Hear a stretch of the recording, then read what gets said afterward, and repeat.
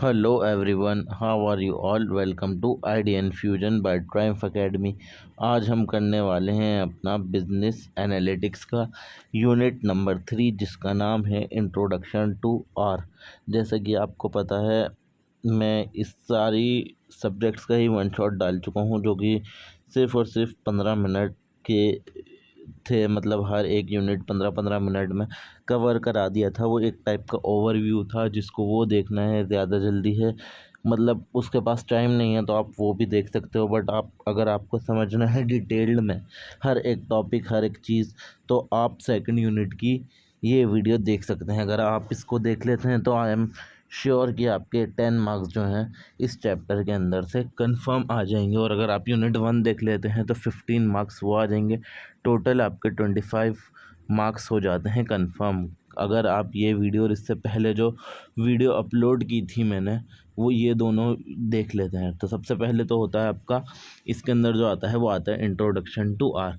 ठीक है ना। सबसे पहले देखना है आर होता क्या है। आर एक प्रोग्रामिंग लैंग्वेज है, ठीक है ना। जैसे पाइथन वगैरह होते हैं इसी तरीके से आर भी क्या है, प्रोग्रामिंग लैंग्वेज है। ये क्या काम करती है, डेटा के साथ वर्क करती है, स्टैटिस्टिकल एनालिसिस करती है, ग्राफ बनाती है, चार्ट्स बनाती है और डेटा जो दे रखा होता है उससे प्रिडिक्शन करती है कि फ्यूचर में क्या चीज़ होने वाला है। ये सबसे ज़्यादा किस सब्जेक्ट के लिए पॉपुलर है, आपके बिजनेस एनालिटिक्स सब्जेक्ट के लिए बहुत ज़्यादा पॉपुलर है, क्योंकि ये कंपनीज़ को बहुत ज़्यादा मदद करती है कि वो अपने डेटा को समझ पाएँ और उसके बेसिस पर डिसीजन ले पाएँ। ठीक है।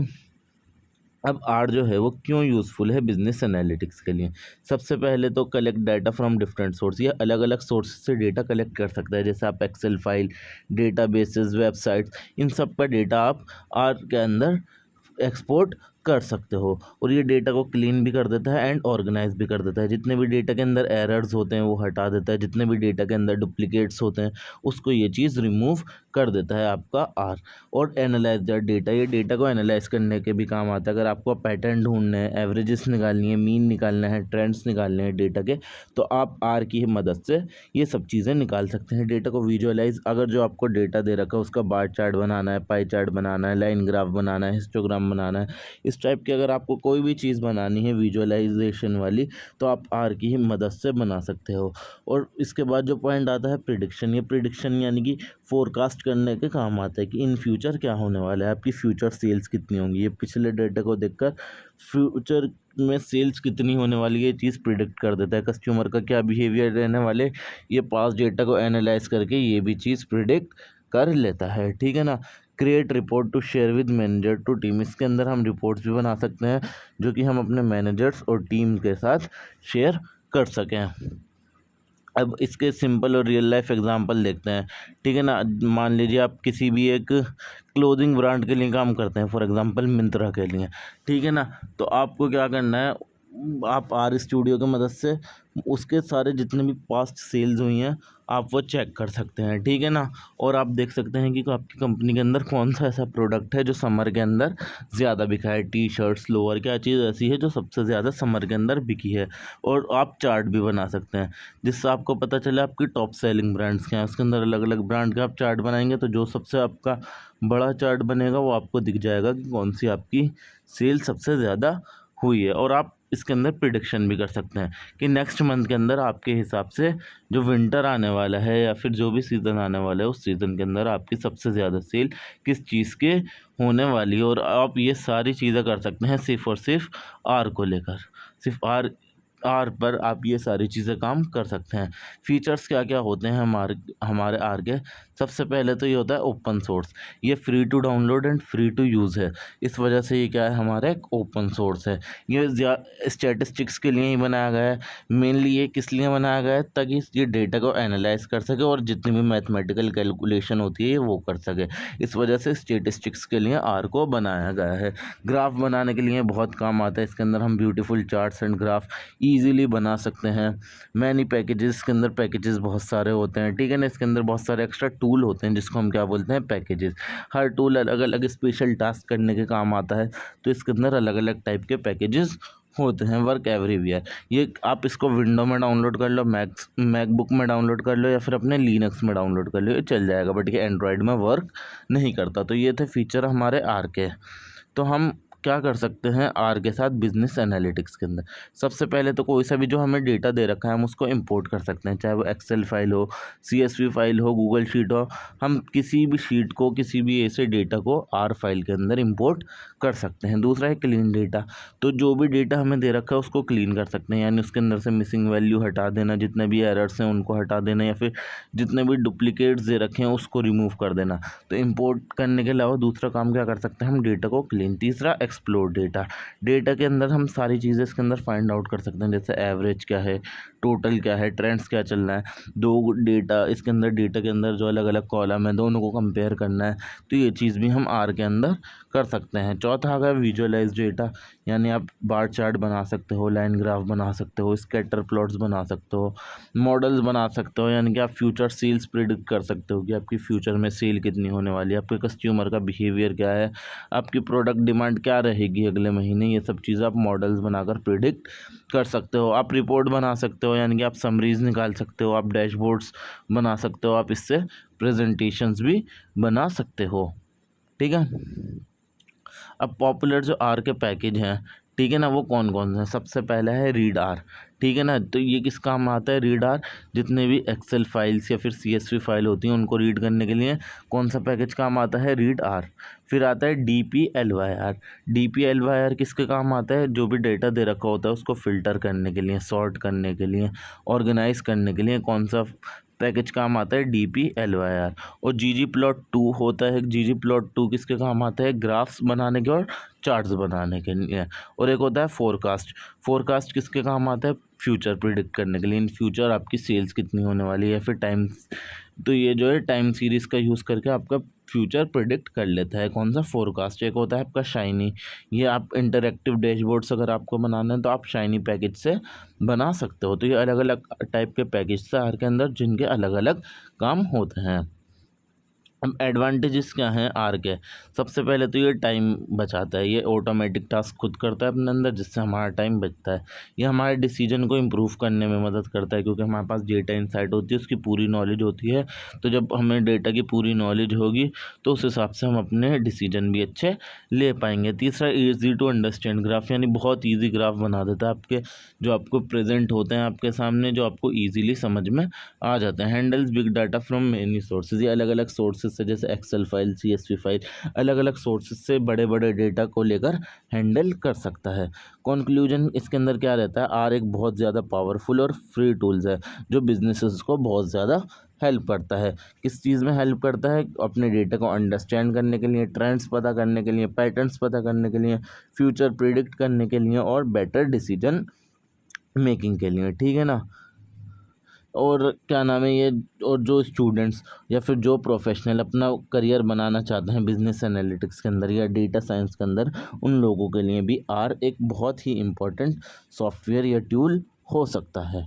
ठीक है, अब आर के एडवांटेजेस क्या हैं बिजनेस एनालिटिक्स के अंदर। ठीक है, आर जो है हमारा सबसे ज़्यादा पॉपुलर टूल है to analyse data in business. ठीक है ना, क्योंकि ये बहुत ज़्यादा पावरफुल है, फ्लेक्सिबल है और सबसे बड़ी बात फ्री टू यूज़ है। तो इसके मेन एडवांटेजेस क्या क्या आते हैं, सबसे पहले आ गया ये ओपन सोर्स एंड फ्री है। ओपन सोर्स का मतलब क्या है, आपको इसको ख़रीदने की ज़रूरत नहीं होगी, ना आपको इसके लिए कुछ पैसा पे करने की ज़रूरत है। ये इट्स फ्री टू यूज़, और ये यूज़फुल क्यों है, business and students save money while still using a powerful tool, यानी इतना पावरफुल टूल है और जो बिजनेसेस हैं बड़े बड़े और जो स्टूडेंट्स हैं वो लोग इस चीज़ को फ्री में यूज़ कर सकते हैं।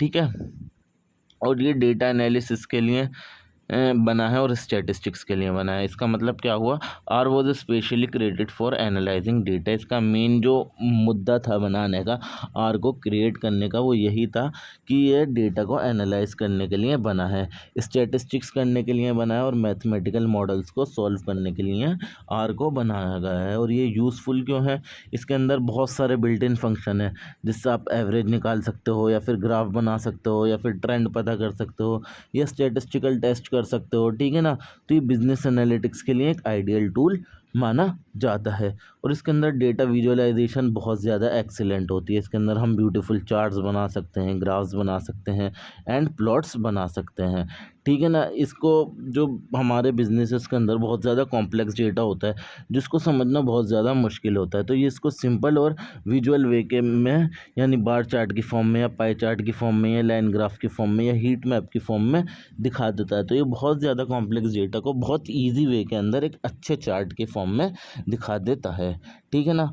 और इसके अंदर बहुत सारे कलेक्शन ऑफ पैकेजेस हैं, ठीक है। इसके अंदर थाउजेंड्स ऑफ एक्स्ट्रा टूल हैं। जो एक्स्ट्रा टूल्स होते हैं उसको हम क्या कहेंगे, पैकेज, ठीक है ना। अलग अलग टास्क करने के लिए इसके अंदर अलग अलग टूल बनाए गए हैं, ठीक है ना। इसके अंदर हम अलग अलग टूल यूज़ कर सकते हैं, जैसे मैंने ऊपर भी बताया था, जी प्लॉट 2 किसके लिए, चार्ट्स के लिए, DPLYR डेटा हैंडलिंग के लिए, फोरकास्ट प्रिडिक्टिंग फ्यूचर सेल्स के लिए कि फ्यूचर के अंदर प्रिडिक्ट करने के लिए हमारी सेल्स कितनी होने वाली है, और शाइनी किसके लिए, अच्छे अच्छे खूबसूरत डैशबोर्ड बनाने के लिए ये चीज़ यूज़ होते हैं। ये वाले जो पैकेजेस हैं ये यूज़ होते हैं, ठीक है।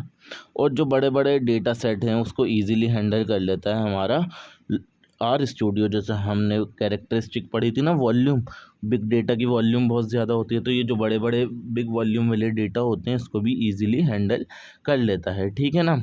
और अलग अलग सोर्सेज से भी हैंडल कर लेता है, भले से वो एक्सेल फाइल हो, डेटाबेसेस हो या फिर वेबसाइट से आया हो, ये हर डेटा को ईजिली हैंडल कर लेता है, ठीक है ना। और ये उन बिजनेसेस के लिए हेल्पफुल है जिनके पास बहुत सारे कस्टमर्स हैं या फिर जिनकी बहुत सेल हो रही हैं या फिर उनका फाइनेंशियल डेटा बहुत बड़ा है। उन लोगों के लिए आर बहुत ज़्यादा एक इम्पॉर्टेंट टूल होगा, ठीक है ना। इसका कम्युनिटी सपोर्ट भी बहुत ज़्यादा स्ट्रॉन्ग है, ठीक है ना। बहुत सारे लोग आर यूज़ करते हैं, ठीक है ना। और वो इस चीज़ के सॉल्यूशंस भी ऑनलाइन एक दूसरे के साथ शेयर करते हैं। अगर आपको आर यूज़ करते में कुछ प्रॉब्लम होती है, ठीक है ना, तो आप साइड में आपका डैशबोर्ड के ऊपर इस वहाँ पर हेल्प का एक ऑप्शन बना हुआ होता है, ठीक है ना। या फिर रेडीमेड कोड आप यूट्यूब पे सर्च कर सकते हैं, ठीक है, या फिर गूगल पे सर्च कर सकते हैं, जो आपकी उस प्रॉब्लम को सॉल्व कर देंगे। इसके अंदर कम्युनिटी सपोर्ट भी इसका बहुत ज़्यादा अच्छा है। क्रॉस प्लेटफॉर्म कंपैटिबिलिटी भी है, यानी कि आर्क हर किसी के अंदर चल जाता है। ये विंडो में भी चल जाएगा, मैकबुक में भी चल जाएगा, आपके लिनक्स सॉफ्टवेयर में भी चल जाएगा, ठीक है ना। हम इसे किसी भी कंप्यूटर सिस्टम में यूज़ कर सकते हैं बिना किसी इशू के, ठीक है ना। और ये इंटीग्रेट भी कर सकता है दूसरे टूल के साथ, यानी एक्सेल फाइल भी इसके अंदर चल जाएगी, SQL, पाइथन, टैब्ल्यू, इन सब के साथ ये कनेक्ट ईजिली हो सकता है, ठीक है ना। तो ये क्या कर देता है, बिजनेस के लिए आसानी कर देता है, ठीक है ना, कि वो आर के साथ दूसरे सॉफ्टवेयर भी एक साथ यूज़ कर सकें, ठीक है। Ideal for research and experimentation, ये मोस्टली किसके लिए बनाया गया है, रिसर्च एंड एक्सपेरिमेंटेशन के लिए ये बनाई गई है। इसके अंदर हम एडवांस स्टैटिस्टिक्स और मॉडलिंग कर सकते हैं, ठीक है ना। जो बड़े बड़े बिजनेस रिसर्च के लिए या फिर मार्केटिंग एक्सपेरिमेंट के लिए या फाइनेंशियल फोरकास्टिंग के लिए बहुत इंपॉर्टेंट चीज़ होती है, ठीक है। अब समरी देखें तो इसके अंदर क्या क्या था। सबसे पहले था ये फ्री एंड ओपन सोर्स है, कॉस्ट इफेक्टिव है, बिजनेस एंड स्टूडेंट हर कोई इसे यूज़ कर सकता है। स्टैटिस्टिक्स के लिए ही बनाया गया है क्योंकि इसके अंदर हम डेटा को एनालाइज कर सकते हैं, समराइज कर सकते हैं। विजुअलाइजेशन इसके बहुत अच्छे हैं, यानी कि ये अच्छे अच्छे इंसाइट बना सकता है, चार्ट्स बना सकता है, ग्राफ्स बना सकता है। इसके अंदर बहुत सारे पैकेजेस हैं, यानी कि पैकेजेस क्या बोले तो जो एक्स्ट्रा टूल जो अलग अलग टाइप की एनालिसिस के काम आता है। इसके अंदर हम बड़े जो डेटा सेट्स होते हैं, बिग डेटा सेट्स होते हैं, उनको ईजिली हैंडल कर लेता है ये, ठीक है ना। मान लो जो बिज़नेस है जिनके बहुत सारे कस्टमर हैं या फिर सील डेटा उनका बहुत ज़्यादा है, तो उनके लिए R studio is a very helpful tool. Strong online community support है, ठीक है ना। अगर आपको कुछ प्रॉब्लम होती है तो आपको ऑनलाइन रेडीमेड सोल्यूशन उस चीज़ का मिल जाएगा और किसी भी कंप्यूटर के अंदर ये चल जाता है। हर कंप्यूटर यूज़र के लिए फ्लेक्सिबल है, भले से विंडो हो, मैकबुक हो, लिनक्स हो, कुछ भी हो, आपके ये चल जाएगा, ठीक है ना आर। और उसके बाद क्या आता है, दूसरे टूल्स के साथ भी कनेक्ट हो जाता है, ठीक है ना, जैसे पाइथन, SQL, एक्सेल। और रिसर्च के लिए बहुत ज़्यादा यूज़फुल है क्योंकि ये फोरकास्टिंग, मॉडलिंग और टेस्टिंग आइडियाज़ के काम आता है। अब समझते हैं आर पैकेजेस के बारे में जो कि हमने ऊपर पढ़े। आर पैकेजेस जैसा कि मैंने बताया एक्स्ट्रा टूल्स होते हैं या फिर एड ऑन समझ लीजिए, जो हमारे अलग अलग टास्क करने के लिए काम आते हैं आर के अंदर। अब अलग अलग टास्क करने के लिए एक अलग अलग पैकेज होते हैं आर के अंदर। हर पैकेज के अंदर का कुछ कुछ अलग फंक्शन है, हर पैकेज का कुछ अलग डेटा है, हर पैकेज का कुछ अलग कोड है, ठीक है ना। और हर चीज़ अलग अलग पर्टिकुलर प्रॉब्लम्स को हर पैकेज सॉल्व करने के लिए बनाया गया है। हर पैकेज का काम अलग है, हर पैकेज अलग अलग चीज़ हमारी फाइंड आउट करता है। जैसे DPLYR है, ये किसके लिए काम आता है? Data cleaning and data manipulation के लिए। और ggplot2 है, ये किसके लिए काम आता है? चार्ट्स बनाने के लिए और ग्राफ्स बनाने के लिए। फोरकास्ट किसके काम आता है? फ्यूचर प्रिडिक्ट करने के लिए। और शाइनी किसका काम आता है? डैशबोर्ड्स बनाने के लिए या फिर वेब एप्स बनाने के लिए, ठीक है ना। अब हमें इंस्टॉल करने की पैकेजेस इंस्टॉल करने की ज़रूरत क्यों पड़ती है आर के अंदर? When you first install R it only come with basic tool. जब आप पहली बार इंस्टॉल करोगे ना तो उसके अंदर सिर्फ बेसिक टूल्स ही होंगे, एक्स्ट्रा टूल्स जिसकी आपको रिक्वायरमेंट आगे इन फ्यूचर पढ़ने वाली हो उस चीज़ के अंदर नहीं होंगे। अगर आपको एडवांस वर्क करना है, जैसे ग्राफ बनाने हैं, प्रेडिक्टिव मॉडल्स बनाने हैं, तो जब ऐसी चीज़ें आपको करनी है तो आपको उसके लिए एक्स्ट्रा पैकेजेस डाउनलोड करने की ज़रूरत है, ठीक है। अब आर पैकेजेस कैसे इंस्टॉल कर सकते हैं? अब आर पैकेजेस इंस्टॉल करने के दो सिंपल वेज हैं। सबसे पहला है आप कमांड टाइप करें अपनी इंस्टॉल डॉट पैकेजेस और ब्रैकेट के अंदर जो भी पैकेज आपको डाउनलोड करना है वो चीज़ टाइप करके कंट्रोल एंड एंटर करते हैं। सबसे पहले अपना आर या फिर आर स्टूडियो खोलें, वहाँ पर कंसोल में जाएँ और इंस्टॉल डॉट पैकेजेस टाइप करें और ब्रैकेट के अंदर पैकेज का नाम लिख दें एंड फिर कंट्रोल प्लस एंटर करेंगे तो आपका पैकेज इंस्टॉल हो जाएगा। जैसे कि एक आपको ggplot2 डाउनलोड करना है तो आप क्या टाइप करेंगे? इंस्टॉल डॉट पैकेजेस और ggplot2 लिखकर एंटर कर देंगे इस तरीके से, ठीक है ना। ये डाउनलोड भी कर देगा और इंस्टॉल भी कर देगा हमारा ggplot2 पैकेज को, जो कि किसका काम आता है? हमारा ग्राफ या फिर चार्ट्स बनाने के लिए, ठीक है ना। और मेथड 2 जो है आपको आर स्टूडियो खोलना है, ये ग्राफिकल वे है, ठीक है ना। आप आर स्टूडियो खोलेंगे, साइड में कॉर्नर के अंदर बॉटम राइट के ऊपर पैकेजेस लिखा हुआ आ रहा होगा। आप पैकेजेस पे क्लिक करेंगे, वहाँ पर एक ऑप्शन आएगा आपका इंस्टॉल का, आप उसे क्लिक करेंगे और आप उस पैकेज का नाम टाइप कर देंगे। मान लीजिए DPLYR करना है आपको डेटा क्लीनिंग के लिए डाउनलोड, तो आप टाइप कर देंगे DPLYR। तो जब वो आपका DPLYR शो होगा उसके आगे ऑप्शन आ रहा होगा इंस्टॉल का, आप इंस्टॉल पर क्लिक करेंगे तो इस तरीके से वो हो जाएगा। तो आपके दो वे थे, एक ऊपर वाला और एक ये वे नीचे वाला। ये उन लोगों के लिए ग्रेट है जो कि बिगनर हैं, ठीक है ना, जिनको कोड्स वगैरह टाइप करने नहीं आते, उनके लिए बहुत ज़्यादा अच्छा मेथड है, ठीक है ना। अब इंस्टॉल तो हो गए, इंस्टॉल के बाद हमें पैकेज को लोड भी करना पड़ता है, ठीक है ना।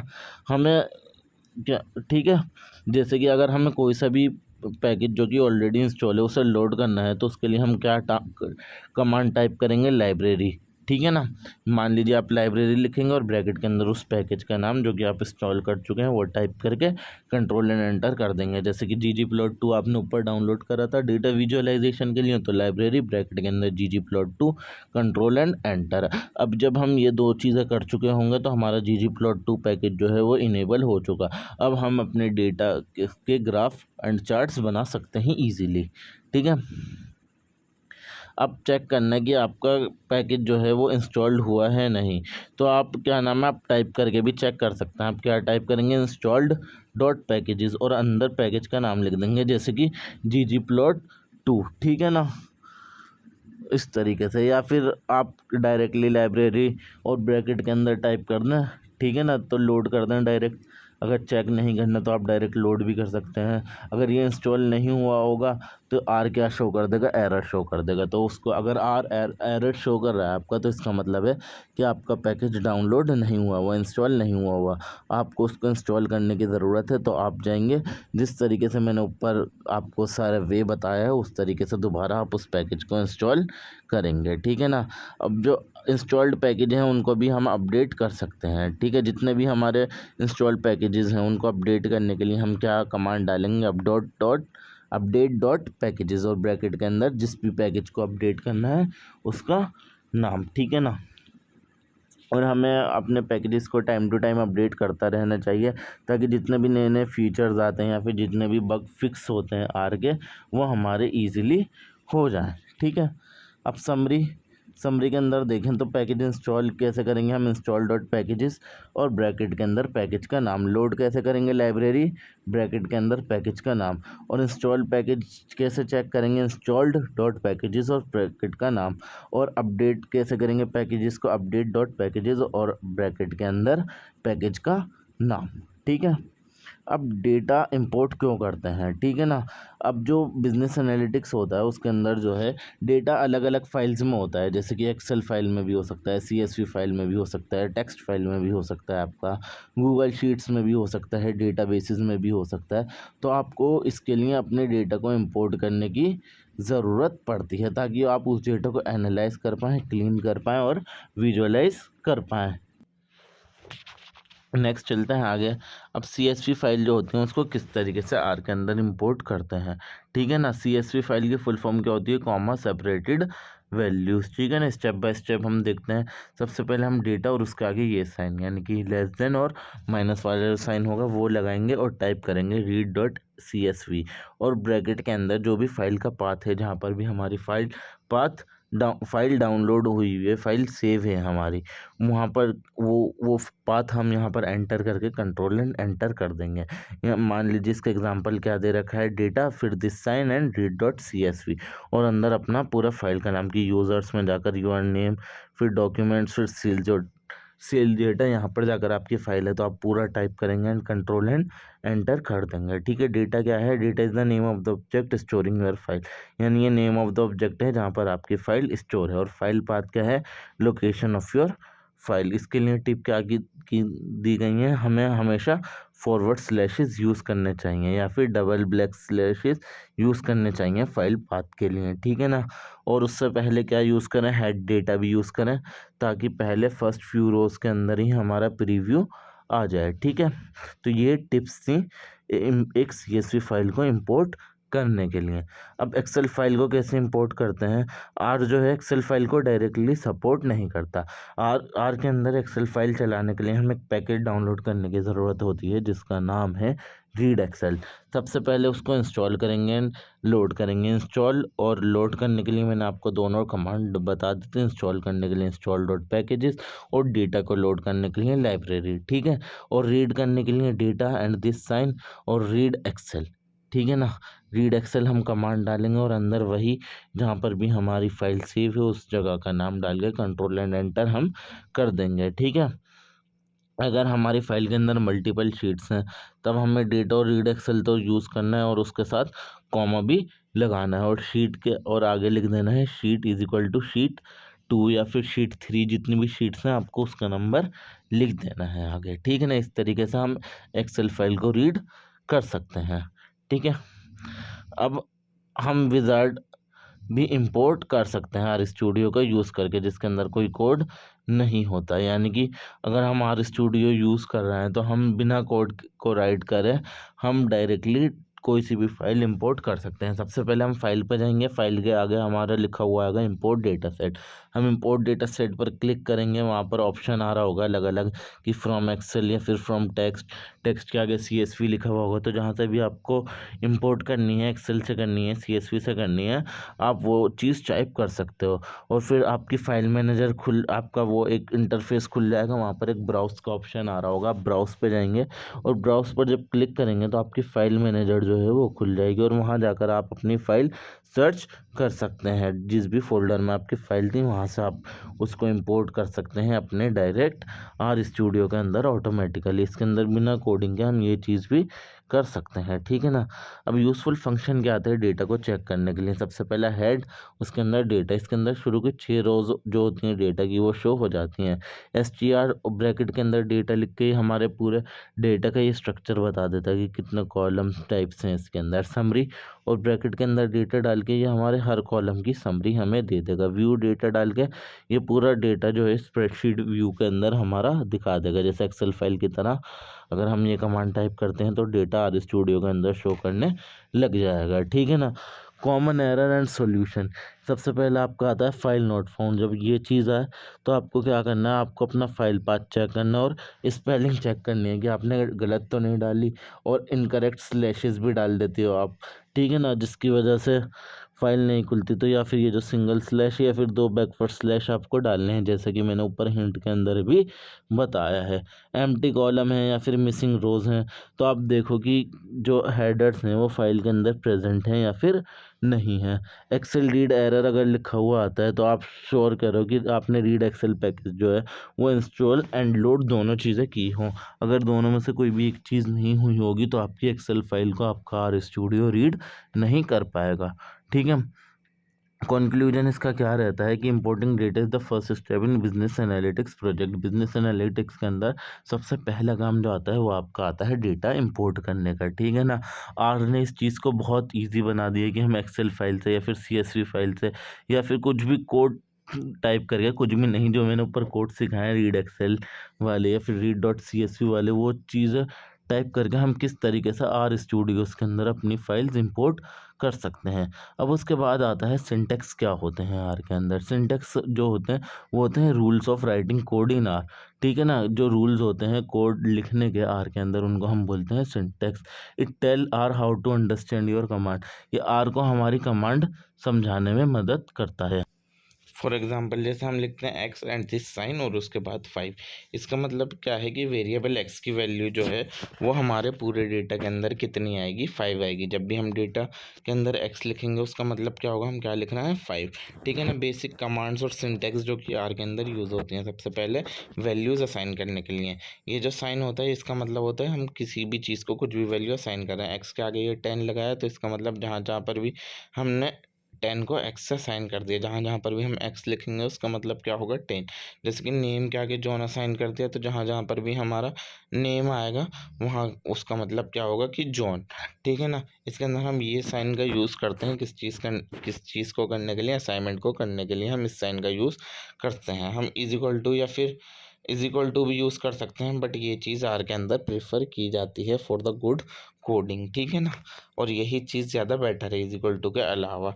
ठीक है। प्रिंटिंग वैल्यूज़, हम अगर हमें कोई भी डेटा दे रखा है उसकी वैल्यूज़ प्रिंट करनी है तो हम क्या टाइप करेंगे, प्रिंट, और ब्रैकेट के अंदर मान लीजिए एक्स की वैल्यू प्रिंट करनी है तो आप कर दोगे तो वो एक्स की वैल्यू आपको शो कर देगा। एक्स की वैल्यू क्या थी, 10 थी ना, तो ये आपको शो कर देगा कि एक्स की वैल्यू क्या है।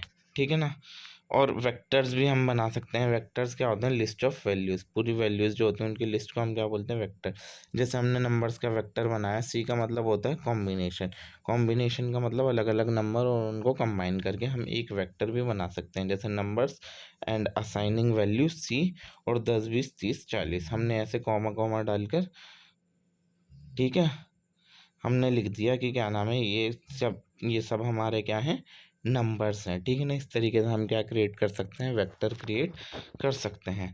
और बेसिक मैथ ऑपरेशन भी कर सकते हैं, जैसे A assign to B, B assign to 3। अगर हमने ए को 5 असाइन कर दिया, बी को 3 असाइन कर दिया, तो जहाँ पर भी हम सम निकालेंगे इस तरीके से तो इसका सम आ जाएगा, डिफरेंस आ जाएगा, प्रोडक्ट आ जाएगा। और डिवीजन करने के लिए हम QUOT टाइप करेंगे। ठीक है ना, क्वेश्चन निकालने के लिए। ठीक है। तो हम इसके अंदर बेसिक मैथ्स ऑपरेशन भी कर सकते हैं अपने आर स्टूडियो के अंदर। ठीक है। उसके बाद आता है डेटा को इंपोर्ट कैसे करते हैं। ठीक है। CSV फाइल के लिए मैंने बता दिया था रीड डॉट CSV, और एक्सेल फाइल के लिए सबसे पहले रीड एक्सेल इंस्टॉल करेंगे, लाइब्रेरी रीड एक्सेल से उस पैकेज को इनेबल करेंगे, फिर उस डेटा को क्या कर देंगे, रीड एक्सेल करके फाइल का नाम डाल देंगे। ठीक है ना। इससे क्या होगी, आपकी एक्सेल फाइल इंपोर्ट हो जाएगी उसके अंदर। व्यूइंग डेटा, अगर हमें डेटा को व्यू करना है तो सबसे पहले हेड, उसके बाद डेटा, तो ये शुरू की 6 रो दिखा देगा। व्यू ब्रैकेट में डेटा करके पूरे डेटा को स्प्रेडशीट व्यू के अंदर खोल देगा, जैसे एक्सेल फाइल होती है इस तरीके से एक अलग कंसोल पेज पर ये चीज़ आपकी ये खोल देगा। फिर उसके बाद समरी और डेटा लिखकर, समरी ब्रैकेट के अंदर डेटा लिखकर वो उस पूरे डेटा की इन शॉर्ट समरी बता देगा, मीन, मीडियन, फर्स्ट क्वार्टाइल, ये सब चीज़ें वो बता देगा। ठीक है ना। STR और डेटा करके वो पूरे डेटा का स्ट्रक्चर बता देगा आपके। ठीक है ना। इस तरीके से हम डेटा को व्यू कर सकते हैं, और डेटा को फिल्टर और सिलेक्ट भी कर सकते हैं हम। मान लीजिए इसके अंदर आपको डेटा फिल्टर और सिलेक्ट करने के लिए एक जो पैकेज है DPLYR, उसको इनेबल करना ज़रूरी है। ठीक है। पहले इंस्टॉल डॉट पैकेजेस DPLYR, फिर उसको इनेबल करने के लिए, लोड करने के लिए लाइब्रेरी DPLYR। ठीक है ना। फिर उस तरीके से फ़िल्टर हम कर देंगे डेटा को, जहाँ जहाँ पर भी सेल हमारी 10,000 से कम है तो फ़िल्टर टाइप करेंगे कमांड, डेटा लिखेंगे और कॉमा डाल के सेल्स लेस देन 1000 करके कंट्रोल प्लस एंटर कर देंगे ना, तो इस तरीके से हमारे वो डेटा क्लीन हो जाएगा, फ़िल्टर हो जाएगा। ठीक है ना, हमारी सारी सेल्स शो कर देगा वो जो 10,000 से कम की हैं।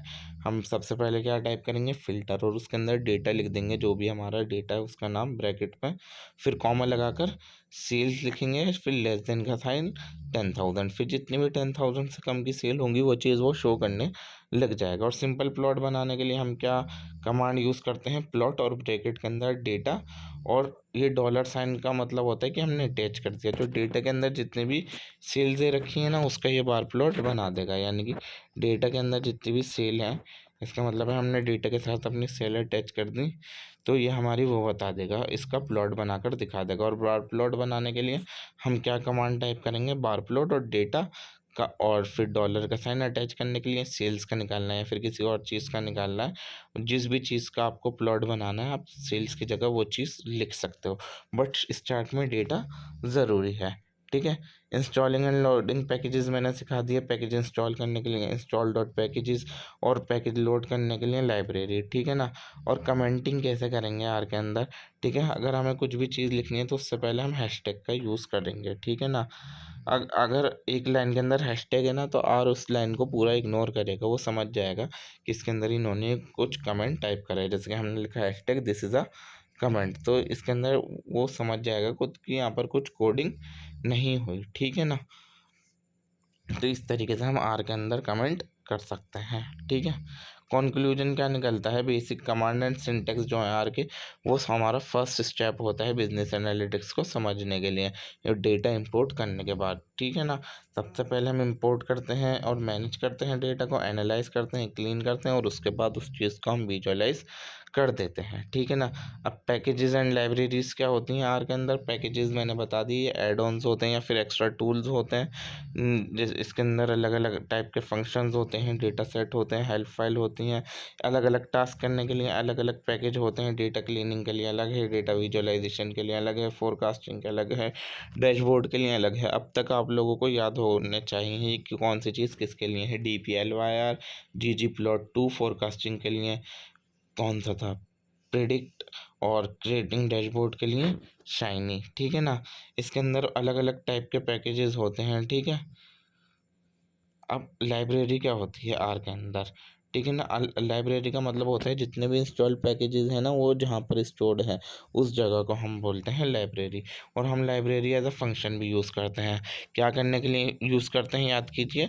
हाँ, जो भी कोई भी पैकेज दे रखा होता है उसको लोड करने के लिए हम क्या यूज़ करते हैं, लाइब्रेरी फंक्शन को हम यूज़ करते हैं। ठीक है, अब पैकेज और लाइब्रेरी के बीच में फ़र्क क्या है। पैकेज जो होता है वो हमारे टूल्स होते हैं या फिर एड ऑन्स होते हैं जो हमको इंस्टॉल करने पड़ते हैं, और लाइब्रेरी एक ऐसी जगह है जहाँ पर जितने भी इंस्टॉल्ड पैकेजेस स्टोर होते हैं। और लाइब्रेरी और उसके आगे ब्रैकेट की हमारी एक कमांड है, ये कमांड किसके लिए है, जितने भी हमारे पैकेजेस लोड हुए हैं लाइब्रेरी के अंदर, नहीं सॉरी, लाइब्रेरी के अंदर इंस्टॉल हुए हैं उसको लोड करने के लिए जो कमांड होती है वो होती है हमारी लाइब्रेरी, और उसके आगे ब्रैकेट के अंदर उस डेटा का नाम, उस पैकेज का नाम।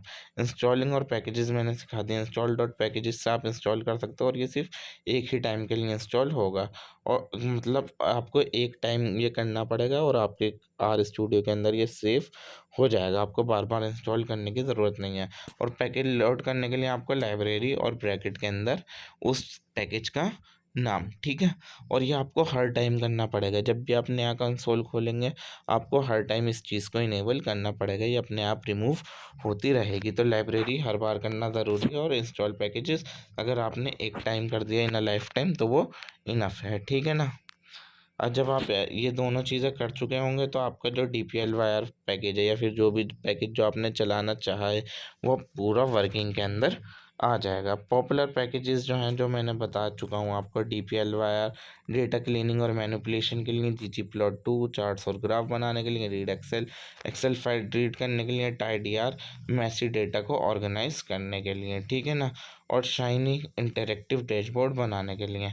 ठीक है, फोरकास्ट किसके लिए यूज़ होता है, ट्रेंड प्रिडिक्ट करने के लिए, और ल्यूब्रिडेट डेटा सेट एंड टाइम्स के साथ वर्क करने के लिए। इंस्टॉल्ड पैकेजेस चेक करने के लिए इंस्टॉल डॉट पैकेजेस कमांड डालेंगे। अपडेट करने के लिए अपडेट डॉट पैकेजेस कमांड डालेंगे। और रिमूव करना है, अगर कोई सा भी पैकेज हमें हटाना है तो रिमूव डॉट पैकेजेस हम कमांड डालेंगे इसके अंदर। एग्जाम्पल क्या होगा, मान लीजिए आप कस्टमर सेल्स का डेटा देख रहे हैं, उसको एनालाइज कर रहे हैं, तो वो आपको एक्सेल फाइल से उसे डालना पड़ेगा। तो आप सबसे पहले आप रीड एक्सेल फाइल उसके अंदर इंस्टॉल करके इनेबल करोगे, लोड करोगे, और उसको डेटा को क्लीन करना होगा तो DPLYR पैकेज इंस्टॉल करके लोड करके उस डेटा को क्लीन करोगे और फिल्टर करोगे। फिर उस डेटा के आपको ग्राफ बनाने हैं तो ggplot2 आप एक पैकेज है जिसको आप इंस्टॉल करके लोड करके आप उस डेटा के ग्राफ बनाएंगे। फिर उसके बाद आपको फ्यूचर सेल्स प्रेडिक्ट करनी है तो आपको एक पैकेज है जिसका नाम है फोरकास्ट, आपको उसको इंस्टॉल करना है, उसको इनेबल करना है। इंस्टॉल डॉट पैकेज से ये इंस्टॉल होगा, लाइब्रेरी से ये इनेबल होगा। उसको आप इनेबल करने के बाद अपनी फ्यूचर सेल प्रिडिक्ट कर सकते हैं। तो अलग अलग टास्क जो है वो अलग अलग पैकेजेस ने बहुत ज़्यादा ईजी बना दिया है। ठीक है ना, पैकेजेस एक तरीके से पावर टूल होते हैं आर के लिए। ठीक है ना, एक तरीके से आर को अलग पावर देते हैं। और लाइब्रेरीज ऐसी जगह होती हैं जहाँ हमारे पैकेजेस इंस्टॉल होते हैं, और हमें पैकेजेस को इंस्टॉल सिर्फ एक बार करना पड़ता है, और लोड इसे हमें हर टाइम करना पड़ेगा जब भी हम नया कंसोल यूज़ करेंगे। ठीक है ना, और बिजनेस एनालिटिक्स जो है वो सबसे ज़्यादा पैकेजेस पर रिलाय करता है ताकि वो डेटा क्लीन कर सकें, चार्ट बना सकें और मॉडल बिल्ड कर सकें। अगर पैकेजेस ना हो तो बिजनेस एनालिटिक्स करना भी बहुत ज़्यादा मुश्किल हो सकता है। अब डेटा स्ट्रक्चर क्या होता है आर के अंदर? Data structure are the way of organizing and storing data. किस तरीके से हम डेटा को ऑर्गेनाइज करते हैं और स्टोर करते हैं डेटा को आर के अंदर, ताकि हम उसके ऊपर वर्क कर सकें आसानी से। ठीक है ना, इस चीज़ को हम बोलते हैं डेटा स्ट्रक्चर। ये हमारे क्या होते हैं, बिल्डिंग ब्लॉक्स होते हैं आर प्रोग्रामिंग के अंदर। ठीक है ना, जैसे अलग अलग कंटेनर के अंदर अलग अलग चीज़ें होती हैं। ठीक है ना, इस तरीके से आर के अंदर अलग अलग डेटा स्ट्रक्चर होते हैं जो नंबर्स को, टेक्स्ट को, टेबल्स को अलग तरीके से होल्ड करते हैं। जैसे वेक्टर होगा, वेक्टर क्या होगा, हमारा सिंगल रो या फिर सिंगल कॉलम ऑफ डेटा। ठीक है ना, इसके अंदर सारी वैल्यूज़ क्या होंगी, सेम टाइप की होंगी, या तो सारे नंबर्स होंगे या तो सारे टेक्स्ट होंगे। जैसे एज लिख दिया और उसके आगे इस तरीके से age assign to combination of 22, 25, 30, 28। ये क्या होगा, हमारा वेक्टर्स हो गया। Names assign to column Alice, Bob और जॉन, तो ये हमारा क्या होगा, वेक्टर होगा। इसके अंदर या तो सेम नंबर है सब में या फिर सेम टेक्स्ट है सबके अंदर। मैट्रिसेस क्या होती हैं, एक मैट्रिक्स क्या होती है, the table of data with row and column. इसके अंदर दो चीज़ें होती हैं, या तो रो होगी या रो और कॉलम दोनों चीज़ें होती हैं। और सारी वैल्यूज़ कैसी होती हैं, सेम टाइप्स की होती हैं। जैसे कि इसके अंदर कमांड क्या डालेंगे, M assign to matrix, number आएंगे हमारे 1 से 9, नंबर ऑफ रोज लिखेंगे 3, नंबर ऑफ कॉलम लिखेंगे 3। तो इस तरीके से हमारी मैट्रिक्स ये बन जाएगी 1 2 3 4 5 6 7 8 9। 3 बाय 3 की ये हमारी मैट्रिक्स बनकर रेडी हो जाएगी। लिस्ट क्या होती है, लिस्ट के अंदर अलग अलग टाइप्स ऑफ डेटा भी आ सकते हैं, नंबर हो, टेक्स्ट हो, वेक्टर हो, या फिर दूसरी लिस्ट भी हो, वो भी लिस्ट के अंदर इंक्लूड होती हैं। जैसे कि मुझे एक अपनी लिस्ट बनानी है तो my list assign to list, और उसके अंदर नेम भी डाल दूंगा, एज भी डाल दूंगा और अपने मार्क्स भी लिख दूंगा, तो ये पूरे डेटा को एक साथ शो कर देगी। इस टाइप की चीज़ें क्या कहलाई जाती हैं, लिस्ट कहलाई जाती हैं। जब हमें मिक्स्ड डेटा टाइप को एक साथ सेव करने की ज़रूरत पड़ती है तब हम किस चीज़ का यूज़ करते हैं, लिस्ट का यूज़ करते हैं। ठीक है, डेटा फ्रेम क्या होती हैं, बिजनेस एनालिटिक्स के लिए बहुत ज़्यादा इंपॉर्टेंट होते हैं। A data frame is an like an Excel sheet, a table with rows column and each column can be of different type. ये एक एक्सेल शीट की तरह होता है जिसके अंदर रोज होते हैं, कॉलम्स होते हैं, और हर कॉलम हर रो अलग अलग टाइप की होती है।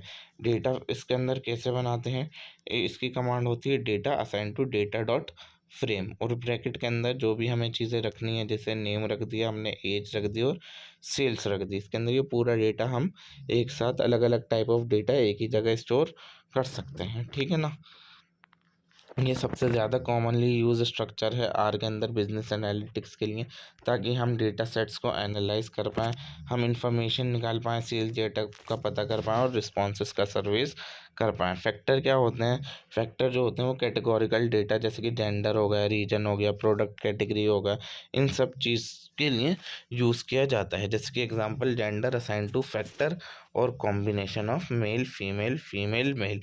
इसके अंदर हमने इस तरीके से चीज़ें बना देंगे। तो फैक्टर क्या होता है, कैटेगोरिकल डेटा के लिए यूज़ किया जाता है। ठीक है ना, जब हम चीज़ों को ग्रुप करना चाहते हैं या फिर डेटा को समराइज़ करना चाहते हैं, तब हम क्या यूज़ करते हैं, फैक्टर्स यूज़ करते हैं। समरी टेबल देखते हैं सबसे पहले। तो वेक्टर क्या होता है, हमारे 1D होते हैं, ठीक है ना, वन डायरेक्शनल।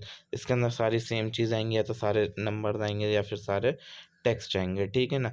जैसे कि प्रोडक्ट प्राइसेज़ आपको लिखना है तो साब के प्राइसेज़ लिख दिया आपने। मैट्रिक्स क्या होगा, ये 2D होगा, ठीक है ना। इस तरीके से इसके अंदर सारी न्यूमेरिक कैलकुलेशंस आती हैं, नंबर्स नहीं आते।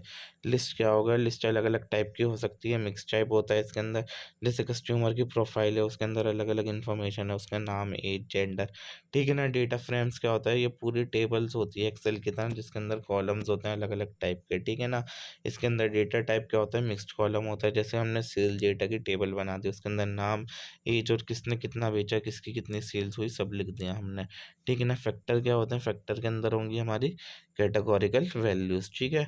डेटा टाइप क्या होता है, इसका लेबल होता है। जैसे इसके अंदर हम क्या चीज़ें डालेंगे, जेंडर, रीजन, कैटेगरी, ये सब चीज़ें हम इसके अंदर डालेंगे, ठीक है ना। और ये बिजनेस एनालिटिक्स के अंदर इम्पोर्टेंट क्यों है, ठीक है, हमें इसके अंदर ज़्यादातर डेटा फ्रेम्स के साथ ही काम करना पड़ता है, ठीक है। जैसे सेल्स रिपोर्ट हो गया, कस्टमर लिस्ट हो गया, ये सब चीज़ें हमें टेबल फॉर्मेट में चाहिए होती हैं। तो टेबल फॉर्मेट में लाने के लिए डेटा फ्रेम्स की हमें बहुत ज़्यादा ज़रूरत पड़ती है, और हमें वेक्टर्स यूज़ करने पड़ते हैं, फैक्टर्स यूज़ करने पड़ते हैं, और लिस्ट यूज़ करनी पड़ती हैं, हम जब हम डेटा को क्लीन करते हैं या फिर अपने डेटा को प्रिपेयर करते हैं।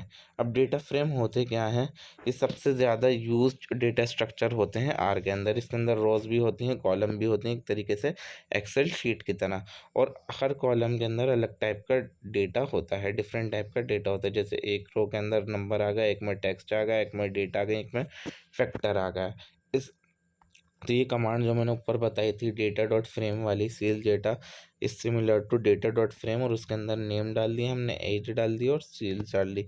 तो इस टाइप की जो हमारी कमांड होती है, डेटा फ्रेम बनाने के काम आती है, ठीक है ना। तो सेल डेटा के अंदर 3 कॉलम आ जाएंगे हमारे, 3 रो आ जाएंगी। 3 कॉलम नेम, एज और सेल के, और 3 रोज किसकी आ गई, अलग अलग चीज़ों की इसके अंदर आ जाएंगी। सारी चीज़ें 3-3 है ना। अब हम डेटा फ्रेम्स को व्यूज़ और वर्क कैसे करते हैं, व्यू और सेल डेटा टाइप करेंगे तो जो हमारा डेटा बनना था, जो हमारा डेटा फ्रेम बना था, वो शो हो जाएगा। हेड और ब्रैकेट के अंदर सेल डेटा लिखेंगे, सेल डेटा ये आ रहा है यहाँ पर, ठीक है ना। जो आपने डेटा फ्रेम बनाया था वो सेल्स डेटा के नाम से बनाया था ना, तो आप यहाँ पर सब जगह सेल्स डेटा यूज़ करेंगे, ठीक है ना। इससे 6 रो शो हो जाएंगी। स्ट्रक्चर शो करने के लिए एसटीआर, समरी शो करने के लिए समरी लिख देंगे, ठीक है ना। बेसिक स्टेट्स बता देगा, न्यूमेरिक कॉलम बता देगा, N rows number of rows बता देगा, N cols number of column बता देगा, सेल डेटा ब्रैकेट में सेल्स एक्सेस दे देगा। ये सेल कॉलम को सेल डेटा से हम क्या शो कर देंगे, फर्स्ट रो शो कर देंगे इस तरीके से, ब्रैकेट के अंदर 1 टाइप करके। अगर हमें न्यू कॉलम या फिर न्यू रो ऐड करनी है तो सेल डेटा और उसके आगे डॉलर साइन लगा के रीजन और ऐड कर देंगे इस तरीके से, है ना। और इस तरीके से हमारी न्यू रो उसके अंदर ऐड हो जाएगी। एक्सपोर्ट भी कर सकते हैं हम अपने डेटा को, ठीक है ना, अलग अलग फाइल के अंदर। सीएसवी फाइल के अंदर, सीएसवी फाइल के अंदर एक्सपोर्ट करना है तो कमांड डालेंगे राइट डॉट सीएसवी, ठीक है ना। तो ये हमारा उस चीज़ के अंदर एक्सपोर्ट कर देगा। और इस तरीके से हम एक्सेल फाइल के अंदर भी, जिसके अंदर हमें एक पैकेज इंस्टॉल करनी पड़ेगी, जैसे रीड एक्सेल था, इंपोर्ट करने के लिए, एक्सपोर्ट करने के लिए राइट एक्सेल, ठीक है ना। राइट एक्सेल इंस्टॉल कर लेंगे, उसको लाइब्रेरी से इनेबल कर देंगे, फिर राइट एक्सेल टाइप करके, और ब्रैकेट के अंदर डेटा कहाँ पर है, हमारा फाइल कहाँ पर है, उस चीज़ को टाइप करके कि कहाँ सेव करनी है हम एंटर कर देंगे, कंट्रोल एंटर। और अगर टेक्स्ट फाइल में करना है तो राइट डॉट टेबल करके हम कर सकते हैं। तो ये इंपॉर्टेंट क्यों है बिजनेस एनालिटिक्स के अंदर, अगर जब हम एनालाइज और क्लीन कर चुके होते हैं डेटा को, तो हमें उस रिजल्ट को एक्सपोर्ट भी तो करने की ज़रूरत है दिखाने के लिए। हमारा स्टूडियो खोल के थोड़ी लेके जाएंगे अपने बॉस के पास या फिर अपनी टीम के पास, ठीक है। या फिर हमें रिपोर्ट करना है, किसी को ईमेल भेजना है, अपलोड करना है डैशबोर्ड के ऊपर, तो हम ऐसे किसी को दिखाएंगे थोड़ी, मतलब डायरेक्ट आर स्टूडियो ले जाकर, तो उसको हम इंपोर्ट एक्सपोर्ट करने की बहुत ज़्यादा ज़रूरत होती है। ये समरी टेबल दे दी, व्यू डेटा के लिए व्यू डेटा, एक्सेस कॉलम के लिए data, dollar column add column करने के लिए data, dollar new column row add करने के लिए, ये सारी आपकी फंक्शंस दे रखे हैं, ठीक है। So that is for today guys. आज की वीडियो बहुत ज़्यादा लंबी हो चुकी है और मैं भी थक चुका हूँ।